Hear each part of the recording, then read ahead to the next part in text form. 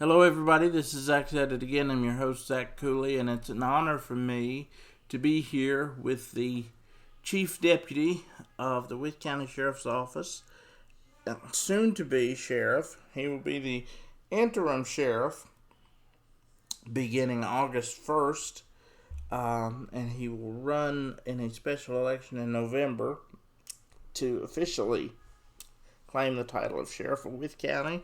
And we're very lucky to have him as Wythe County citizens. My friend Anthony Cline. Thank you so much, Anthony, for talking with me today. Well, thank you for having me. It's really an honor because the Chief Deputy position of the Wythe County Sheriff's Office, as you know, is very near and dear to my heart. My father was Chief Deputy for 14 years at the Wythe County Sheriff's Office, and then my uncle succeeded him and was Chief Deputy for about another 3 years there. But so that's a very special position. I feel like I grew up as a child coming to work a lot with my dad to the sheriff's office, and all the deputies and everybody around me spoiled me rotten. So the sheriff's office... It's definitely a family. What's that? It is definitely a family. Yes. They felt like a second family to me, and that's what I was going to say. It seems to me like it still is, that is something that Sheriff Foster has instilled, is to keep the Wythe County Sheriff's Office as a family. He has that, and that's a vision that I'd like to keep carrying on. Absolutely. Now, it was pretty... I told Sheriff Foster that I really was anxious to interview him because he is the last of the sheriffs in 45 years to be trained or to work under or work with my father. My dad and Wayne Pike hired Sheriff Foster in 1987, and he's stayed there ever since. And he was very kind in his interview to talk about all the things that you have helped achieve and all the grants you have helped secure in Wythe County. And that's something that my father did a lot of, was creating a lot of grants to save lives in Wythe County and save money for the taxpayers of Wythe County, but also bring it to their benefit. And it sounds like you have achieved a lot of those things in very much the same manner. Yes, I've had a very good streak of luck in the grant writing process.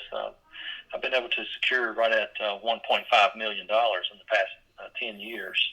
That's a huge savings for the Wythe County taxpayer, and that's very important to me.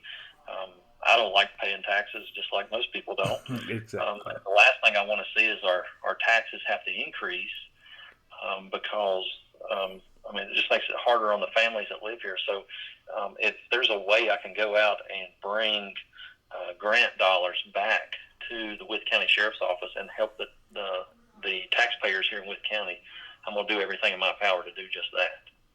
Excellent. And the $1.5 million that you've secured in the last 10 years, what is that going towards specifically? Well, a lot of it has been equipment, but here recently we are currently working on overtime. So over the past few years, we've noticed the crime rate in the Barron Springs community has increased in violent crime. So I was able to secure some grant funding to increase the number of deputies in that community.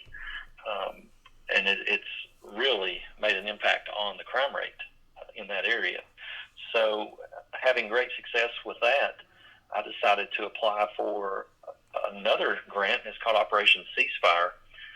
through the governor's office. And what this grant is allowing me to do is allow me to take that same model that I came up with the Barron Springs community, increasing the number of deputies in these communities. I've been able to secure grant funding in the amount of $100,000 to increase the number of deputies in all of our small communities all across the county. So increasing these number of deputies in these small communities.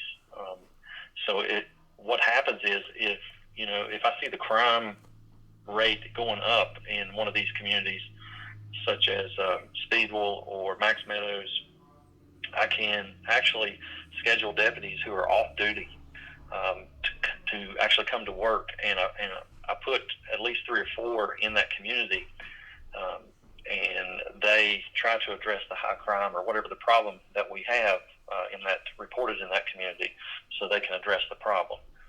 And that's really making an impact all across the county just by doing that type of overtime. Sure. Now, let's back up here just a second. You are a veteran of the Wythe County Sheriff's Office. You joined in 2001, is that correct? Yes. Sheriff Kermit Osborne actually hired me in 2001. I started out in our courtroom security civil process division, and I worked there for a very short amount of time, and then from there I went to the patrol division, and I worked patrol on night shift for almost 6-7 years, and from there I got promoted to the criminal investigations division, and that's where my career really took off. That's where I really found what I love the most, and that's investigating crimes. And while I was in that division, I was promoted to the rank of sergeant and lieutenant, and I actually got to work on every major crime, such as murder, rape, and armed robbery here in Wythe County for almost 10 years of my career. But I've been on every major crime scene in Wythe County, every one of them, since 2008. So that's where a lot of my experience comes from, is actually solving crime and solving some very complex crimes here in Wythe County. And we've been very fortunate to have you in that position. You did not know my father at all, did you? I knew who he was. I've spoken to him a few times, but I did not get to work with him. I'm not too sure if he was over at Pulaski at the time when I started here. I'm not sure. In 2001, he was chief in Vinton. He was chief in Vinton starting in September of 2000, and he stayed there until his retirement in July 2011. But I have known you for a very long time. I grew up, your brother-in-law, Kevin, and I have been friends since the 3rd grade. I graduated with him. I knew your wife, Chandra. She's done some occupational therapy work on me. And, so I go way back with you and your family. And I'm, as I said, we're very grateful that you are moving into the lead position to keep us safe in Wythe County. What sparked your interest to begin with to join law enforcement? When I was 5 years old, I knew when I was 5 years old, the only thing I ever wanted to be was be a police officer. When I started this career in 2001, it was shortly, I just graduated Wytheville Community College in police science with my associate's degree. All I could see myself doing was, just being that patrol officer out there on the street. And somehow or another, I have made it to where I am today as the chief deputy. And Lord willing, I'll be appointed the sheriff on August the 1st. I just shake my head and thinking, I didn't set out to be the sheriff. I set out to be that street officer out there on the street, but this job has always been a job you have to be willing to learn something every day. There's no way you could possibly know everything there is to know in this profession. But my careers went from, working the street to working serious crime to now I'm at a point in my career where I'm actually running a police agency. And it's so much different than being the street officer that I'd set out to be. But it's so far it has just been an amazing career. Yes. And I'm honored to hold the position that I'm at now. And what is that feeling for you, for being the little kid who wanted to grow up to fight crime and put the bad guys in jail kind of thing, to leading the agency? What kind of feeling is that, thinking, in another month I will be in the top position of the agency? It's kind of a numb feeling. Mm-hmm. You don't know exactly what that feeling's going to feel like, I guess, until it gets here. But, I just want what's best for Wythe County. Mm-hmm. I'm raising 3 of my children here, and I just want Wythe County to be a quiet community like it is now. I think we have a very peaceful community. Last night I returned home from a trip. I have a daughter who plays travel basketball, and we were there, and she was playing in Atlanta, Georgia. Mm-hmm. And every morning when I woke up, I would turn on the news, and I would hear about the homicides that happened the night before there in that city, and I was thinking, we live in the greatest place on the planet. Absolutely. You do. And that's my goal, is to keep it that way. So it's just enough that, I've got some say-so in that coming up. So yeah, that's my vision for Wythe County, is we keep it, as quiet and peaceful as it is today. As I was just discussing with Sheriff Foster, Wythe County is the greatest place, because I've never lived anywhere else in my 40 years of life, never intend to live anywhere else. But Wythe County is the greatest place in the world to live, work, and raise a family. And when you go, not even to big cities, but when you go to smaller cities like Roanoke, it's like, well, it's a nice place to visit, but I can't wait to get back home, where, most of us care about each other and help each other out. And most of us, do you find that most of Wythe County is very pro law enforcement and gets behind the leaders in the department? Yes, they are. Every community's got its issues, sure. Some large and some not so big. Mm-hmm. But Wythe County has people who actually care about one another. Mm-hmm. And that's what makes Wythe County a great place to live. It's the people that live here. And we do have a large population, amount of our population that really supports our law enforcement and our deputies. And it's just an honor just to work in a community like that. Mm-hmm. You could work in one of these places, that really don't like the police. Mm-hmm. And that makes it very difficult. Wow. And it makes it a really tough place to live. So having a community that really supports the agency like we have here in Wythe County is it's tremendous. Mm-hmm. And let's talk about some of the reasons why I, myself, am supporting you as a candidate for sheriff. You have done things, as Sheriff Foster mentioned, like the community activity things, the shop with a cop at Christmas time, pack the bus at time for school supplies, community-driven activities that get the community involved. And Sheriff Foster said there was not hardly any time at all that bus was not full with every item that any kid would need for school supplies. The community really turns out. and for the shop with a cop, they turn out for that. And, you know, things like that. You know, I can remember my daughter will be going into middle school this year. Oh, wow. And yeah, and I can remember you running into her. We were at the Dutch pantry, and she probably was like 2 years old, and you being girl dad, having the job of girl dad is the greatest job anybody can have. Nobody knows Absolutely. that better than you and I. I only have one. You have three, so you're triple duty beat down. Um, it only took one to get me into submission, but Right.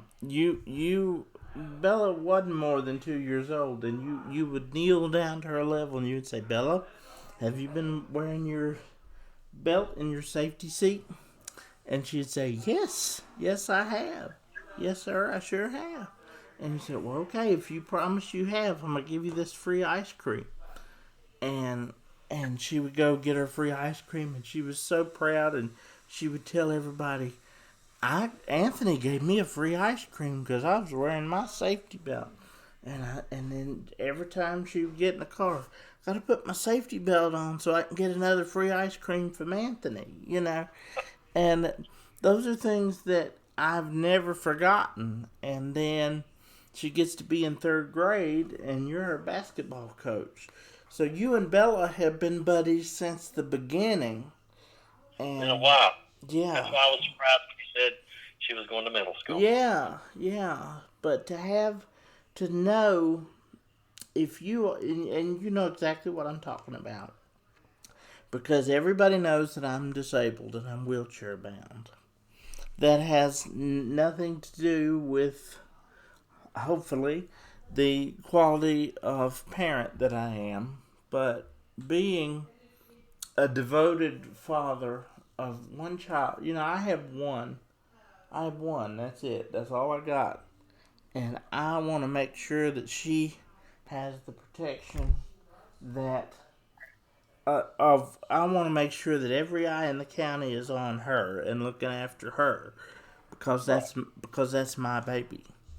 And having people like you who has three daughters that are currently in school, you know the importance of that, because you have unfortunately seen crimes that involved children that were killed, or children that have died, and I'm sure there's nothing more that tugs at your that breaks your heart more than that, and you want to Well, make those it. days that's the worst days of this job. Yeah, and you want to make sure that your daughters are protected in every way possible, and that's the same way that I feel. And you don't know what a blessing and what a tremendous gift it is for Emily and I to know that people like you and Charles Foster are making sure that my little girl is taken care of. And not only are you going to make sure that all our kids are taken care of, but you know Bella specifically, so she's going to be, she's going to be one you're especially going to look out for. And that's a really good feeling, and that's a blessing that you give us, and I can't tell you what that means to us personally. Well, I think what I bring to this job. I bring my education and my experience. But I think what's very important when you select a sheriff is you're looking for someone that actually cares about the community, cares about the county, and I think the most important thing here is our children. That's our future. We must protect them at all costs. And I think, we must protect our senior citizens, because we wouldn't be here where we are today if it wasn't for our seniors. So those two groups are near and dear to my heart. Every decision I make is with their interest at the forefront. And we have the groups that are generally overlooked by society, and that's the disabled and our veterans, and then we have our children and senior citizens that must be our top priority. And the reason that you will have my vote is that I know that we are of like mind, that we want our children to be safe. We don't want to have to be one of those people that lose their babies to senseless and heinous crimes. Right. And that's what I want to talk about here in these last few minutes that we have. Can you tell me about the Safe Haven program that you recently established or initiated? Which program is that? Is it the Safe Haven? The baby box. What's that? It's the baby box at the hospital. That's it. That's it. Yes. Yes. So I don't even remember the year. I want to say about 2008 or 2009. Mm-hmm. I was called. I was an investigator then. I was a young investigator, and I actually worked a case where a baby was born here in Wythe County, and the baby was placed in a cave after the baby was deceased. I remember that. So I was the investigator that actually worked that case. So when I heard about the opportunity to have a Safe Haven baby box put in at the Wythe County Community Hospital, that the Salt and Light group was trying to raise funds for this, Commonwealth Attorney Mike Jones. What group is that again? I'm sorry, Anthony. Salt and Light. Salt, S-A-L-T? Yes. Okay. And Light. Got it. So Mike Jones, our Commonwealth Attorney, and I got together, and we thought, what better way to use the funds that are confiscated from drug dealers in our community than to take this money and give it toward this great project. And we were able to come together and do that. Our donations, along with the donations they'd already received, put together to make this actually, come to fruition. So now, if a female gives birth to a child, and for whatever reason, and there could be lots of reasons. Sure. No longer wants the child or can care for the child, they can actually take the baby to the hospital and place the baby inside this box. And when they close the box, of course, the box it will not reopen. But there are alerts that go off in the hospital to let them know that a baby's in the box.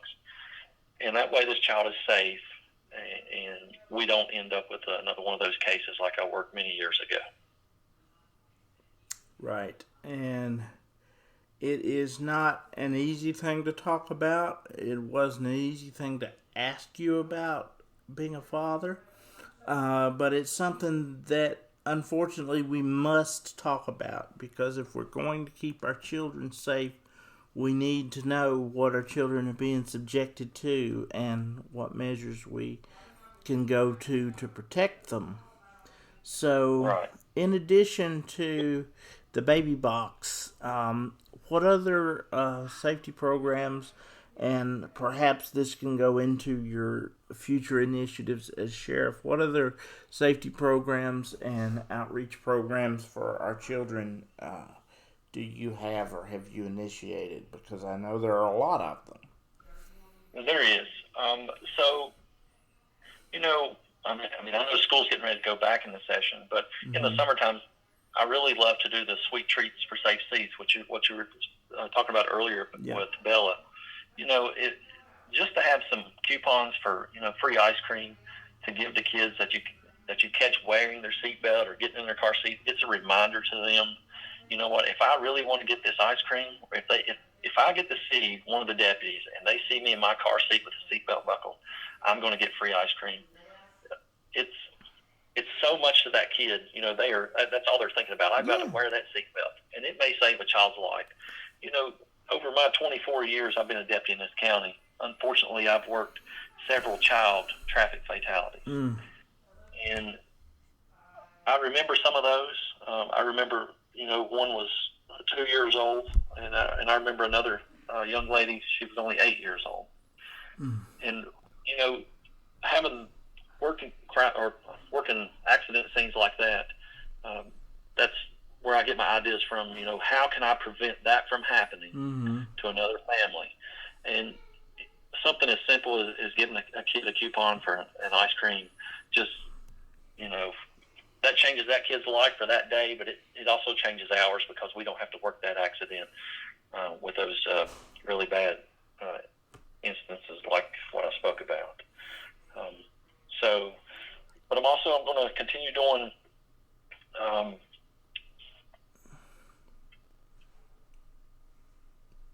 I'm sorry, cut out there. Also, I'm going to be doing the Shop with the Cop. Uh-huh. I will keep that program going. It's been really, really a really strong community policing tool for the Sheriff's Office. I started that program in 2017. I thought it'd be a good idea, if I could just help 10 kids, and now we're actually helping over 100 kids every year. It's really been a blessing. But programs like Shop with the Cop and Sweet Treats for Safe Seats, I think those programs are very important for our children here. And, if there's any other ideas that come to mind as far as helping children, I'm always the first one just trying to think of new ways to help with county children. Well, I just want to say, and I can only speak from personal experience, but that the sweet treats thing that you do, you gave that to Bella when she wasn't even 2 years old, may have been 2 years old, and she's 11 now. So not only did that motivate her to use her safety seat, but still, when she sees you today, there's a smile that comes across her face because, hey, that's Anthony. He's my friend. He's my basketball coach, and it establishes between that relationship between the police and our children that these people are my friends. These people are trying to protect me. They're not somebody to be scared of or afraid of, and it gives them initiatives to do the right things to save their lives. And those programs that seem like such small things, they are definitely not small, because you have seen the grave results of those fatalities, and my tremendous admiration and respect to you for being able to cope with those, because I know when you see each one of those kids, you see your daughter's face, because that would absolutely be where I would be, and emotionally I couldn't handle that. So congratulations to you and all you've achieved. Thank you to you and all you've achieved. Thank you for what you've done for my daughter and my family personally. Your personal friendship means a great deal to me, and I thank you very much. You have the full support of the Cooley family in any way that you could possibly need it. So don't hesitate. Well, thank you so much. There's just one thing, me and Sheriff Foster, we have a lot in common, and there's one thing that's going to continue here. If any citizen, has any problems, they should call this office and ask to speak to me directly. I always want to keep that line of communication open with the public. They need to be able to reach their sheriff and talk to him about any problem that could be going on. And I plan to keep that tradition going here. Absolutely. Thank you very much, and congratulations to you again, and thank you for all you've done.